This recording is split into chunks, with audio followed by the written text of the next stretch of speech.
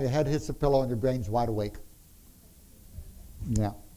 That's because the cortisol levels need to be high in the morning and low at night, and that gets reversed. It's too low during the day, so you're tired, and too high at night, so it keeps you up. There's a very nice product called Sleep Tonight, and I saw Rick run out there, so he's going to bring it in. That goes very well with the Revitalizing Sleep formula. And you do have that in the store too? Yeah, Dave says yes. So 1 or 2 of those at bedtime will lower the elevated cortisol. And will also, it actually helps the cortisol during the day. It balances it out. But it's just called Sleep Tonight. Looks like they don't have it here right now. But they will have it in the store. And that will help within a couple days. So I would try the one, try the other, try them both together. And you may find that that's enough to help with the sleep. Many of you will find there's other things you need. Here are some other natural things. Do not take calcium by itself. Calcium taken by itself increases heart attack risk 31%. Needs to be taken with magnesium. So you can take the magnesium at bedtime or calcium magnesium at bedtime. Melatonin, 1/2 milligram. Now, how many of you get acid reflux at night? Keeps you up. Big problem in this disease. For acid reflux, the melatonin dose is 6 milligrams. For sleep, the 1/2 milligram is as effective as higher doses. But for acid reflux, if you take 6 milligrams at bedtime, and the 5 is probably okay, it will decrease acid reflux. Let me give you some other tips for nighttime acid reflux. During the day, gravity is keeping acid in your stomach where it belongs. But at night, when you're lying down, the acid reflux is back up. So there's a website called Hammacher Schlemmer. It's www.hammacher.com. And they have a pillow wedge. If you use a regular pillow, it's not going to help. The pillow has to extend all the way to your waist. So they have a sleep wedge pillow on the website that will keep you just slightly elevated, but enough to keep gravity on your favor. Another thing is during the day you need stomach acid. You don't want to be turning off the stomach acid. The acid blocker things are a whole other disaster issue in this country. But at nighttime when you're sleeping, you don't need the stomach acid. So you take 1/2 teaspoon of Arm & Hammer baking soda. You add it to 4 ounces of water. You drink it before bedtime. Have a good burp if you want to. And it will neutralize the stomach acid. So it won't be coming up as much.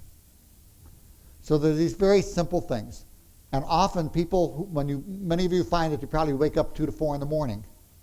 It's as if like the angels have this alarm clock that goes ding at 2 to 4 and everybody with fibro wakes up.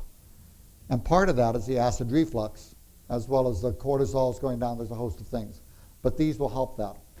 Now for the sleep herbals, when I say at bedtime, an hour before you go to sleep. As I mentioned, I had the CFS in the past, fibro, so I still will take the vitamin powder, which I recommend forever, and I will take 2 capsules of the Revitalizing Sleep formula. I take it an hour before I want to go to bed, and then I read a book, and then my eyelids start going like this, and okay. So you give it that time to kick in, and it works very, very well. The smell of lavender helps sleep. So if you have an essential oil of lavender, you just spray it on the pillow, 1 or 2 sprays, you put a drop on your upper lip. Don't eat it, but just so you smell it at night. It will help keep you sleeping during the night. Simple, low cost. You want to keep the bedroom about 65 degrees. We have trouble regulating temperature in fibro. So there's a tendency to sleep with 8 blankets on, and then you're sweating all night, and there's all these things. So what you want to do is keep the room at 65. And then you can have the blankets on that you want. In the wintertime, a nice hot bath before bedtime can help. So we've looked at sleep. I want to mention a couple other things with sleep. One, medications. The medications can be very helpful. Most sleeping pills are not a good idea in this disease. Valium family medications, Dalmane, they're addictive. They keep you in light sleep instead of deep sleep. Not a good idea. But there are some like trazodone in very low dose.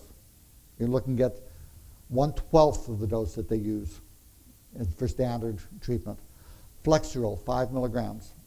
Even Ambien, low dose. Now again, some of you will find you'll take some of these and the side effects, you won't like them, so don't take those. Neurontin, little bits of bedtime. So there are some medications that are helpful for sleep and fibromyalgia, but I like to start naturally. And for many of you, that will be enough. But for the others, you know that there's other things you can add in. The toxicity of not getting your 8 hours sleep a night is greater than the risks of the medications that I've mentioned. Some will disagree. And that's okay. But so let's take a look. We've talked about sleep. I want to mention 2 other things in sleep. Sleep apnea. It's where you snore and stop breathing. And things that will give you a tip that you may have sleep apnea. And that online program, the symptom analysis program, will screen for it. If you snore and stop breathing at nighttime, you won't know, but the people sleeping next to you will. But a key hint will be if you fall asleep easily during the day, behind the wheel, things like that, look for sleep apnea. You can do a sleep study. It costs about $2,000. Your insurance company will make your life living hell, trying to get them to pay for it. Or you can take a video camera, put it at the foot of your bed, so you're looking at the feet and going at the head at the same time. Hit record, go to sleep. Just use a sheet when you first go to sleep. You'll pull the blanket on later, that's fine. You look to see if you snore and stop breathing, and if that happens, see if it happens mostly when you're lying on your back. Because, you know, many of you ladies have noticed when your husbands sound like a Boeing 747 next to you, and they're on their back and you keep doing that. Well, all you need to do is take a tennis ball, put it in an old shirt pocket, and sew it into the small of the back of their sleep shirt. That way, when they're lying on their back, it's uncomfortable, and they will naturally, in their sleep, roll on their side. And this way, the social services won't come out asking why your husband has bruised ribs. But for other people, the sleep apnea will occur in any position. And in that case, get that sleep study. Then you can tell your doctor, I've taped myself, I have sleep apnea. And then the insurance should cover it. And then they have what's called a CPAP machine. They'll know what to do then. Others of you, about a third of you, will have restless leg syndrome with fibromyalgia. And that's where your legs are jumping all night and it keeps waking you up, not enough to notice, but enough to disturb your sleep. Because it's like you're running a marathon all night. And again, you won't know because you're asleep. But you'll be kicking your sheets and your blankets and your bed partner all over the place. So you ask them. But when you do that video camera thing, you'll look at the tape the next day and you'll see if you have the apnea or you'll see if your legs are jumping. Now, if you have restless leg syndrome, what will most doctors recommend? A medication called Requip. Restless leg syndrome is not a Requip deficiency. I don't prescribe Requip. People don't need it. I don't like it as a medication. It's expensive. I'm concerned about its safety. What is as effective as Requip? Treating the iron deficiency. Why don't the doctors hear about it? Well, there's studies showing that if your ferritin level, which is a measure for iron, you don't check an iron level, you check ferritin level. Standard test, your doctor should be able to check it. It's low cost. If it's under 60, now if it's over 9, they'll say it's normal. That's insanity. You say you need the result. If it's under 60, the studies show that the iron will help the restless leg syndrome. But there's 2 big problems with the iron. 1, it's cheap. And 2, it can cure the disease. And in medicine, a cure is not good for business. You want medications people have to take forever. So you treat the iron deficiency. Magnesium will also help restless leg syndrome. And if I'm going to use a medication, I'll use a medication, Neurontin, which will help sleep and restless leg syndrome and the pain. So that's the sleep part. So we talked about sleep. We've talked about hormones. Well, we talked about hormones next. We talked about nutrition. We've talked about exercise. Let's talk about the H in SHINE, which is hormones. And hormones are basically your body's communication system. Your body's hormonal system is controlled by that circuit breaker you blew, called the hypothalamus. And I want to talk about a couple major glands. One would be your thyroid. That's your body's gas pedal. Number 2 is the adrenal. That's your stress handler. And then the ovaries and testes, reproductive. How many of you have gone to the doctor, sure you've had low thyroid, and the doctor says, oh, the blood tests are normal, you're fine. And you feel like wringing their neck. Well, that's because the tests are not reliable. So let's take a look. With the hormonal deficiencies, even a mild deficiency will cause you to feel miserable. And you need to understand what the normal range means in testing, because your doctor does not. In most cases, they don't. The normal range for a blood test is usually based on what's called 2 standard deviations, blah, blah, blah. What that means, you take 100 people, you do the test, the 95 in the middle of the normal range, and the highest and lowest 2.5 are defined as abnormal. That's all the normal range means. To make it easier to understand, say I wanted to create a normal range for shoe sizes. I would sit in a mall or on a street. I would take the next 100 people that come by, I would check their shoe size, and I would get the normal range. Say a couple toddlers may come by, a couple kids in strollers. I'd get a normal range of, say, 4 to 13. If a couple Texans happen to stroll by, 4 to 15. Yeah.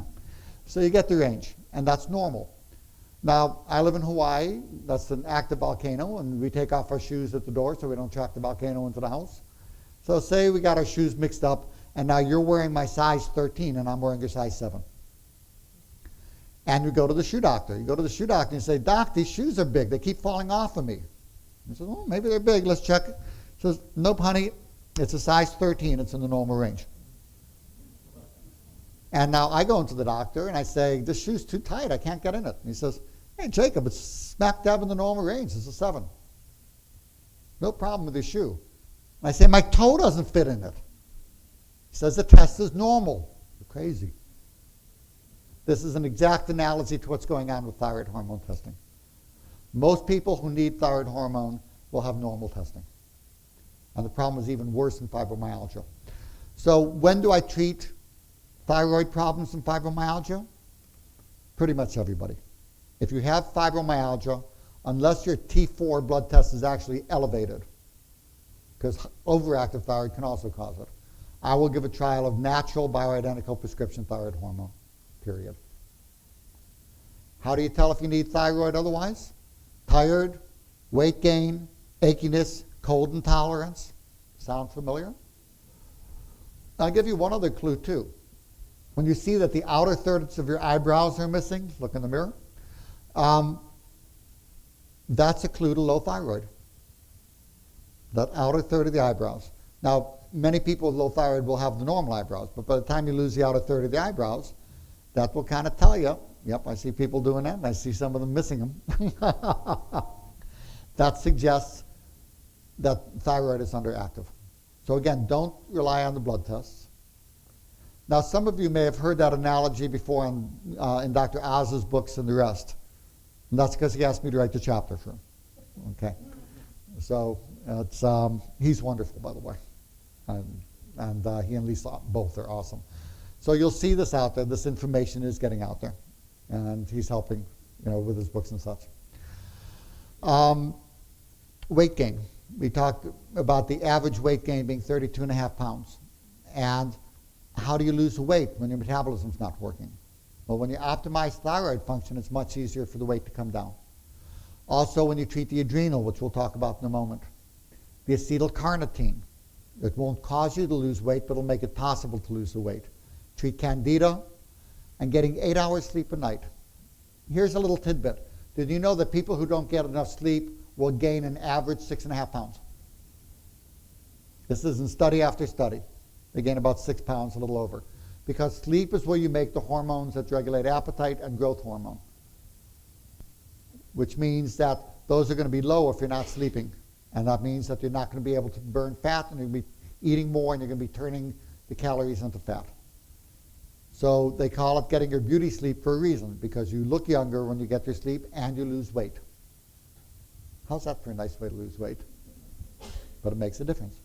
And then treating insulin resistance. I talk about it in the book. There's more about this in the Real Cause, Real Cure book that they have out there. But just know that by getting your metabolism optimized, the weight is then able to come down. Now, we talked about thyroid hormone. Let's talk about adrenal. Adrenal is your body's stress handler. And it used to be, in the old days, that the alarms would go off. You'd see a caveman or a saber-toothed tiger, and the fight or flight reaction would come in, and cortisol would pump out, adrenaline would pump out, and you'd run or you'd fight. And I'm guessing that probably got triggered every 6 weeks, every 3 months. How often did you see a saber-tooth? The timing may not match historically, or another caveman wanting to hit you with a club or something. But nowadays, how often do we trigger that stress reaction? Every time you hit a red light, you're late to work, your boss looks at you funny, you watch CNN, Fox, or MSNBC, they go ding, ding, you keep firing it off over and over. And we are exhausting our adrenal stress handler glands. So, but the blood test, and for that the normal range isn't the standard 2.5, being in the lowest 2% of the population. For the blood test to be abnormal in adrenal, you have to be in the lowest 1 out of 100,000. It has to be so low that it can literally kill you. So most people run a morning cortisol level about 18 to 20, and it has to be under 6. So when you go and ask the doctor to check the cortisol level, if he checks it and it's 6.1, he will say you're totally fine. 5.9, they'll put you in a hospital, put a metal alert bracelet on you, and put you on 35 milligrams of Cortef. So 5.9, life-threatening. 6.1, totally normal. Most people run 20. Well, we've run repeat cortisol levels on the same tube of blood. And the lab usually has 4 to 8 points different on the same tube of blood if you check that same test twice. So 5.9, deadly. 6.1, no problem. And the test is only correct within about 4 points. Does that make sense? But that's how it's being done. So how do you tell if you need adrenal support? Well, the best test, and it's a very complicated test, but it's one I've mentioned earlier. It's the one where I said before, you ask people, are there periods where it's like a light switch goes off and people have 3 minutes to feed you or you will kill them? It's what I call the feed me now or I'll kill you. That, to me, is low adrenal until proven otherwise, and I will give adrenal support. Crashing with stress, low blood pressure, frequent infections. Many of you will get these recurrent sore throats, swollen glands. You seem to catch every cold that comes around, takes forever to go away. That often is low adrenal, and that will go away in many cases when you treat with the adrenal support. So how do you treat? Well, number one, there's a very nice natural mix. So if what I described sounds like you, it's called Adrenal Stress End. They have it on the table out there. Dave has given them out here. It's a mix of licorice, adrenal glandulars, vitamin B5. You're not going to taste it because it's a capsule. That's why it's in capsule. You won't even notice it's there, except that you feel better. And what you'll find is that this will smooth out those highs and lows and smooth out your energy. And you'll know pretty quickly.